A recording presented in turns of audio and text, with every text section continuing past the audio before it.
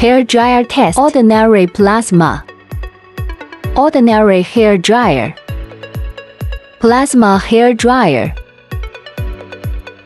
Turn on the static generator.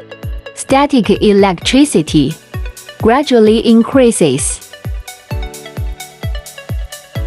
Use ordinary hair dryer to remove static electricity from the hair, blowing for a while. Let us see the final effect. Now using plasma hair dryer to test blowing.